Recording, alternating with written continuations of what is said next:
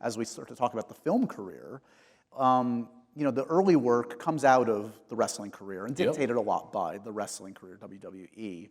And again, safe to say you learned some humility, like by not being put in the best position to show off what you could do. And You're being nice. well, I'll put it to you like this. In 2009, I was told I would never work in movies again. No, and by the way, I earned that. Have you seen some of that stuff? I absolutely, and you're being nice. You weren't set up with the right position. No, I didn't like making movies because I was a young man going from town to town and audiences were berserk. And I could go around the world. I'd been to Moscow and Tokyo and Delhi and you name it, everywhere. And the same thing happens. Music hits, people go nuts. 25 minutes later, I'm like, we're gonna do it again tomorrow night, right? And I would. And then I got plucked from that thing that I was gaining fluency in and that I really enjoyed, that energy that I really enjoyed. And I got put in an environment where it's like, we're here for 12 hours and we're gonna do the same conversation for 12 hours. And then we're gonna do it tomorrow for 12 hours. And all the while I'm thinking like, the guys are in Boise, I wanna be at the show.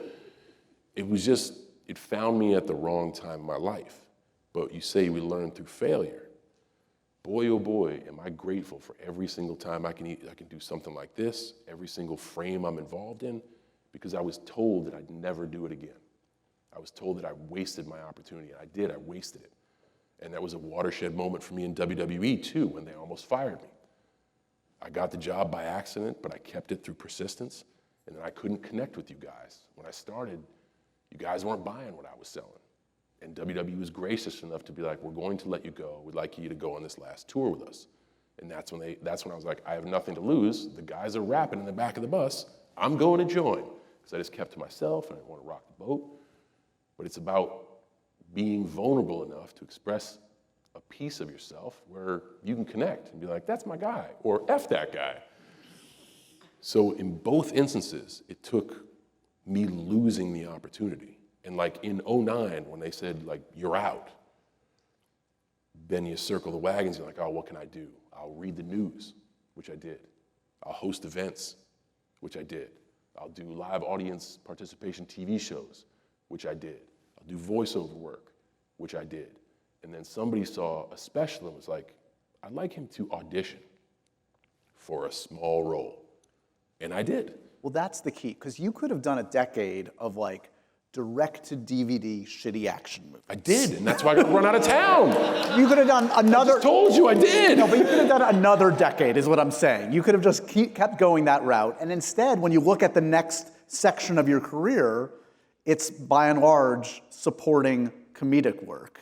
And part of that also is finding folks that like see more in you maybe than others do. People like Judd Apatow. Sure.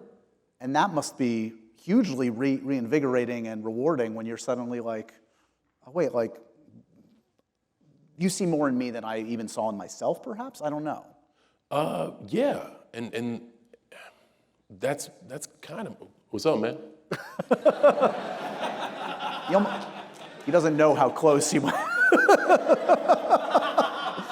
You see that walk and that look? Like he's up to something. I don't know what's up with those cards, but you had mentioned that like my career is supporting comedic. Yeah. That's also been my career in WWE. I've had my best, most memorable moments when I allow people to be their best selves. And yes, there were matches where I had to do 5 moves and win, because that's how you establish the concept of Superman. There's another guy who's a lot bigger and taller and more aggressive than me that does 1 move and wins, and his name is Brock Lesnar, and he suplexes people. That's it. He does 1 move and he wins a lot. But then when he loses, it's a really big thing.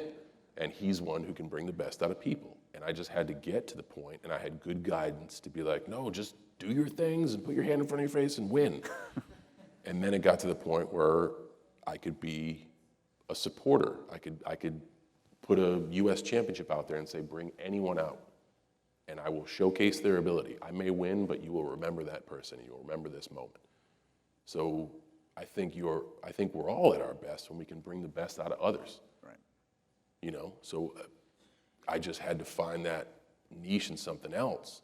And I also had to find the same passion. Like I have the same passion for making movies that literally in my life now, I feel like it's a Groundhog Day loop. Like this is 2009 right now, where I really have a sweet spot in WWE, and I have opponents that I work well with, and even the ones I don't, we can kind of squeeze out something entertaining, and everybody, the story moves forward, and everything feels good, and like, I still need to be, and I still want to be around people more gifted, where I can be a sponge. I can't yet be the person that does this. But I love being a sounding board for that great person to just be awesome and sit there and just take all the jokes and don't mind being embarrassed and be vulnerable enough to not look the coolest.